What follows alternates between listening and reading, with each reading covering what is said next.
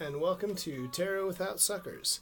I'm Holy Mountaineering, aka Freytair Knot, and I am here with chapter 0.1 in Where to Begin. So this is my Tarot Without Suckers series. If you haven't seen the introduction or chapter 0.0, go back and watch those now, because this won't make as much sense to you if you don't. So,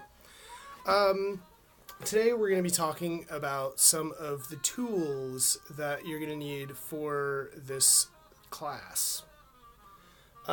So any student of anything knows what these are. These are flashcards, or index cards if you don't write on them yet. So, flashcards are important for easy memorization. Here we have... Well, let's try to get this in here. This is Ketzer. There's some stuff on it. It says Ketzer on it. Here we have some information about Aries with a little terrible drawing that I did. So flashcards are a way that you can take from this card and put onto this card. So instead of trying every time to go just from the symbols, you can write down all of your associations and all of the things going on in the cards so you can remember them. This is also important to do with the zodiac signs, the Hebrew letters, all that, whatever. We're going to get to that later. Just get you some index cards to make flashcards with. Another thing that you are going to need for this is not necessarily like some fake leather book like this, but you will need your own notebook to keep notes and to keep your experiments and things in. So in mine, we have a calculator, a pen, this stuff here, graphing paper. This is for any kind of technical drawing. See what I did here with the Hebrew letters? This is going to be good just to have and to start to be able to draw things in. And then the other thing, lined paper. I know, this is really complicated stuff. So, when you have these two guys, you put them in the same thing, and then you have a space to draw and practice writing out things like the different symbols, and then you have paper to keep your notes in.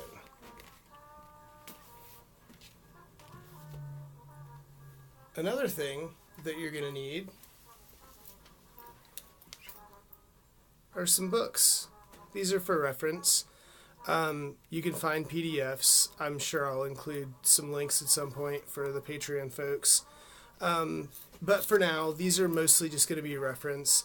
If you haven't read them before, or if you had read them and you don't understand everything that's going on, you're in good company. There's a lot of information out there. There's a lot of good information. There's a lot of bad information. But for now, we're going to try to keep it to very simple information. Another thing that you might need are these things, tarot cards. So for this class, I'm going to be using the Thoth deck, which I learned on and with my system is very important. There are other great tarot decks out there that you can use, but we're going to use this one because that's what I'm doing. You're here, you're on my YouTube channel, you're watching this, you're in my class, so... Now, if you do not have a tarot deck, you don't have a ton of money for books, don't worry. There are ways that you can learn, like with the flashcards, where you don't necessarily need the tarot cards just yet. Another thing that you're probably going to want is a little diary thing to keep all of your notes in. Now, with this, these two things can be the same thing. Like, if you don't have, like, a magical practice outside of tarot, like, this is great. But this, you can include some of the things in, but you're definitely going to want to have separate ones. You're going to want to have a book that you keep all of your tarot notes and information, like you're taking different classes at your local community college. You're not going to want to put everything in the same binder. It'll get confusing. So you don't want to like separate everything. You don't want to have like different books for every card or whatever, but you definitely want to have a book that's just for your tarot practice. And it's a good idea to have a kind of magical diary if you have any practice outside of that, just to write down stuff in more general. And you can always include and reference like the tarot book, but we should keep these separate.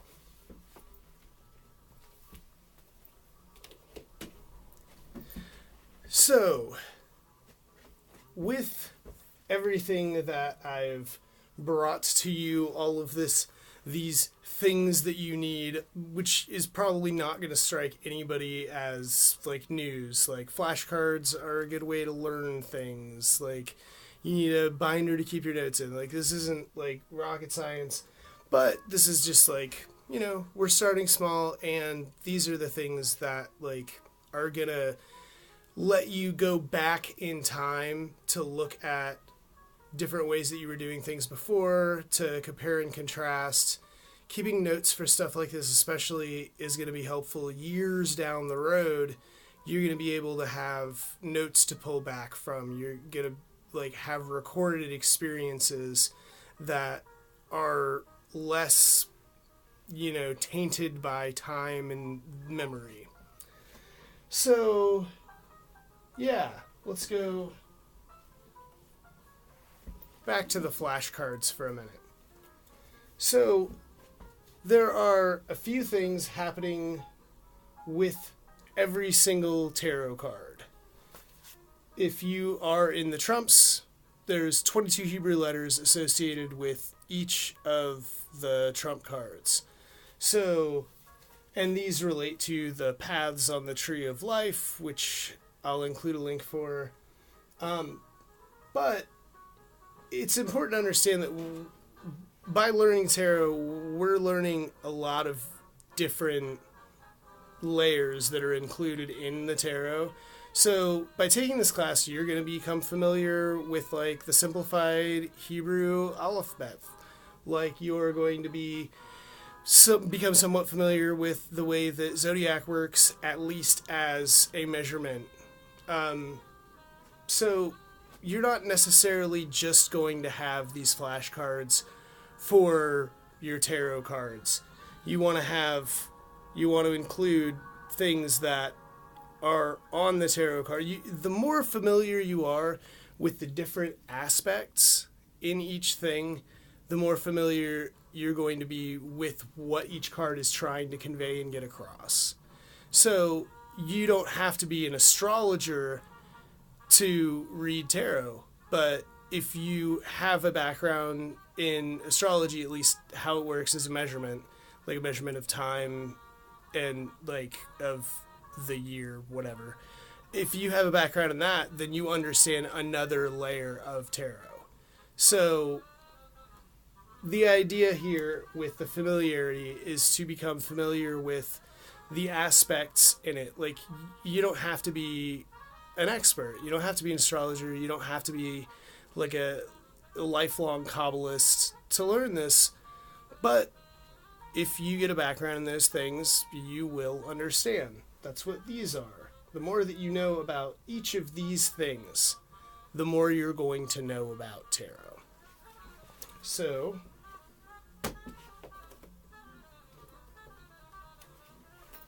going back to the book here,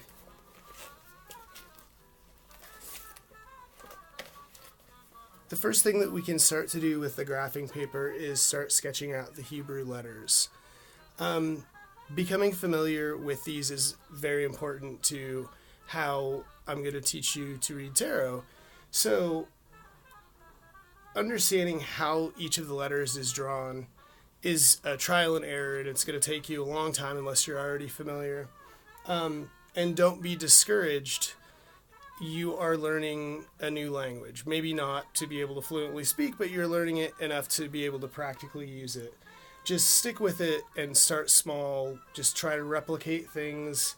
The graphing paper is great to help you keep proportions. Yeah. So, notes. Here's my Patreon password if you want to steal all my stuff. So, with the notes that you're going to want to keep, you can draw out the spreads, or if you want, you can actually draw out the spreads in the graphing paper. And then, especially if you're doing geometric spreads, which we'll get to way later, this is going to become really helpful. But you want to keep notes of each card that you pull. If you're doing one card pull a day, which you should be doing, you're going to want to keep notes of which card it is. Again, the astrology stuff is kind of helpful as a measurement of time, even if you're not like a hardcore believer in astrology. But you want to keep like basic notes of which card you pulled, when you pulled it, and maybe give some circumstances or read into why you think you have that or why you think it's relevant. But just keep like basic notes. Write out time, date, relevant information. If you're into the astrology, again, like the more familiar you are with this stuff, the better it's going to be, the more you're going to understand. So I would encourage you to write the date. So today is February 18, 2018, Sun in Aquarius, waxing moon, I believe, in Pisces. And then you'd write out whatever you did. Like today I pulled one, the Magus or the Magician, and then I would write out whatever else I wanted to about like why I thought that card was important. Like for example, you know, it's maybe relevant that tonight I decided that I was gonna make all these like tarot videos, and you know, like you get the general idea here. So yeah, just general note keeping even before you get started while you're doing your one card pulls. It's good to like keep notes, and even if you don't feel like you need to write an entire novel about each card that you get, just having a reference to go back to is going to be important, and you'll see the value of it the longer that you do it. And again, you know, if you can, and if you have a tarot deck, every day at least pull a card for yourself. Have the cards available.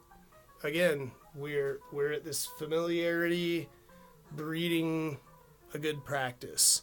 So stick with it, keep notes, have the tools to keep proper notes and to like keep your study clean.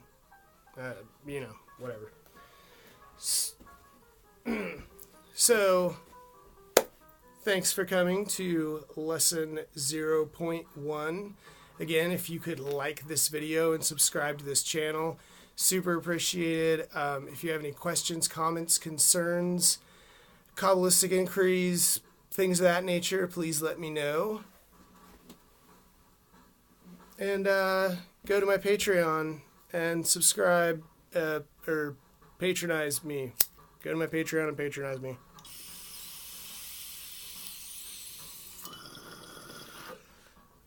Thanks. Thanks, everybody, for coming. Tarot Without Suckers. I really overestimated that. And until next time, yeah.